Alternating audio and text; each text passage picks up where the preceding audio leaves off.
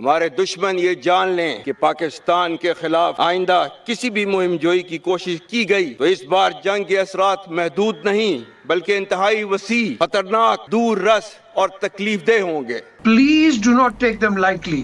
भारत की इतनी माइट, इतनी ताकत, इतनी आबादी, उनकी फौज, उनकी सारी चीजें। पहले भी यही कहता रहा हूँ कि भारत एक बहुत बड़ा मुल्क है, उसकी एक राइजिंग इकोनॉमी है, उसका ग्रोथ रेट बड़ा ज़बरदस्त है, दुनिया का सबसे बड़ा मुल्क हो गया आबादी के लिहाज से। भारत बहुत बड़ी फौजी पावर है, हम सिर्फ कन्वेंशनल वार नहीं लड़ सकते, खुदा ना खास अल्टीमेटली हमें न्यूक्लियर पे जाना चाहिए। अगर जाना पड़ेगा, जो मतलब जैसे पूरी दुनिया डरती थी हम भी डरते थे, जिक्र नहीं करना चाहिए था। How did that happen? हमने देखना है कि हमारे और हिंदुस्तान का जो रिश्ता है क्या ये और फ्रेजाइल हो जाएगा और खराब होगा।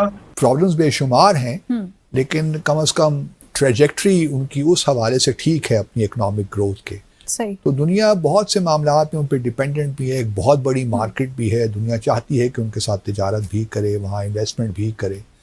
तो भारत की अहमियत तो अपनी जगह रहेगी और वो है भी। जब भी आपसे पूछा गया एयरफोर्स के हवाले से, इंडियन एयरफोर्स के हवाले से, आपने कहा जी बड़ी प्रोफेशनल फोर्स है। जंग जब की जाती है उससे पहले स्ट्रेटजी तैयार की जाती है और वहां पे जो लीडरशिप स्किल्स हैं वो मैटर करती हैं। नॉट फॉर ग्लोरिफिकेशन, बिकॉज ये फैक्ट है, आने वाली नस्लों को पता होनी चाहिए। इंडियन एयरफोर्स का अभी भी, जिस तरफ आप इशारा कर रहे थे, Rafale, MiG-21, Mirage 2000, Su-30 one of the best leading aircraft है। अगर मैं शायद 10 जहाज मुझे कहें कि कौन से पिक करेंगे तो उसमें से 4 ये जहाज शामिल होंगे top of the line aircraft. Hello दोस्तों, नमस्कार। राजनीति एमपी में आप सभी का स्वागत। दोस्तों भारत से 4 जंग हारने वाले भिखारी पाकिस्तान को इंडियन आर्मी के ऑपरेशन सिंदूर में जो मार पड़ी है उसे पूरा पाकिस्तान आज तक नहीं भूल पाया है। भारत से मार खाकर बौखलाए पाक आर्मी चीफ ने भारत को जो एक बार फिर जंग की धमकी दी है, उसके बाद तो पूरा पाकिस्तानी मीडिया लाइव टीवी पर चीख चीख कर रोता नजर आ रहा है। पाक मीडिया का साफ कहना है कि भारत बहुत ताकतवर मुल्क है, एक बार तो पाकिस्तान बच गया, अगली बार भारत पाकिस्तान को कोई मौका नहीं देगा। क्योंकि हिंदुस्तान बिल्कुल अड़ा हुआ है 2 चीजों के ऊपर। कश्मीर पे वो हमसे कभी बात नहीं करेगा बिकॉज उसने कश्मीर को एक अटूट टंग एक हिस्सा बना लिया है अपने कॉन्स्टिट्यूशन के अंदर। तो जब एक कॉन्स्टिट्यूशन के अंदर एक चीज आती है तो इनके तमाम घर जो हैं, जब तक वो एक पेज पे नहीं आएंगे तो हम जो मर्जी बातें कर रहे हैं, जो मर्जी आप सोल्यूशंस लेके आए, वो आपका सोल्यूशन नहीं आएगा। दूसरी बात आती है, पानी की बात आती है। हम वर्ल्ड बैंक पे चले गए हैं, आपने एग्रीमेंट भी कर लिया, आपने एग्रीमेंट तोड़ भी दिया, अब उसका रिजल्ट क्या निकलेगा?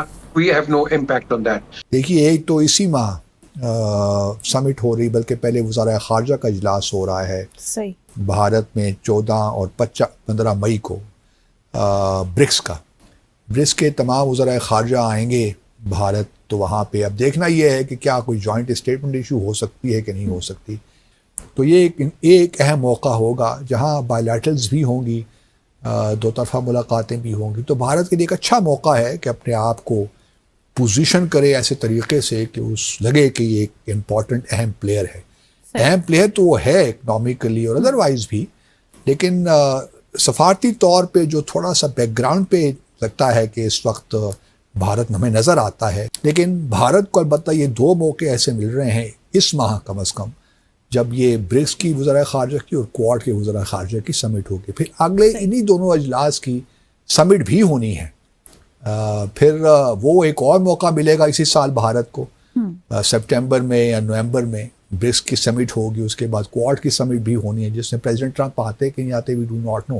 क्योंकि पिछले साल क्वाड की समिट होनी थी भारत में, लेकिन प्रेसिडेंट ट्रंप ने आने से इनकार कर दिया, तो समिट नहीं हो पाई। तो ये भारत के लिए ब्रिक्स और क्वाड का एक अच्छा मौका है कि वो किस तरह अपने आप को पोजीशन करता है, उसमें से क्या स्टेटमेंट्स निकालता है और किस तरह वो जो भारत और अमेरिका के दरमियान एक खिंचाव सी सूरत हाल है उसको हैंडल करता है। That would be important. दूसरी जानिब ये तो चलिए एक हम देखेंगे आगे किस तरह मामला चलते हैं। दूसरी जानिब भारत की अलबत्ता थोड़ा बहुत मामला जो हैं अपने इलाके में, अपने नेबरहुड में उस तरह नहीं रहे जिस तरह। एक तो वर्ल्ड अफेयर्स में ना भारत की एक इम्पोर्टेंस है, रीजन में भी इम्पोर्टेंस है, लेकिन भारत का मामला ये है कि भारत अपने रीजन में उसको बाज़ वक़ात देखा जाता है एक बुली के तौर पे।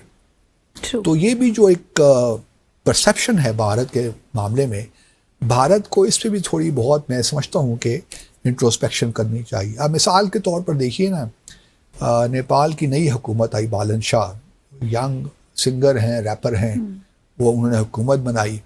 अब उनका जो पहला बयान अभी थोड़े अरसे पहले नेपाल की हुकूमत ने बयान दिया है कि ये जी जो आप चाइना और भारत ये जो मानसरोवर लेक है, ये एक यात्रा होती है भारत से चीन, ये कैलाश मानसरोवर यात्रा इसे कहते हैं।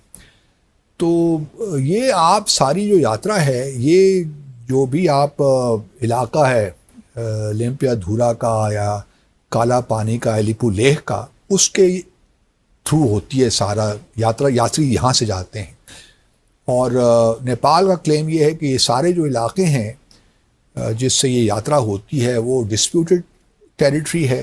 नेपाल का उस पर बड़ा स्ट्रॉन्ग क्लेम है कि तो इलाके हमारे हैं जो हमने 1816 की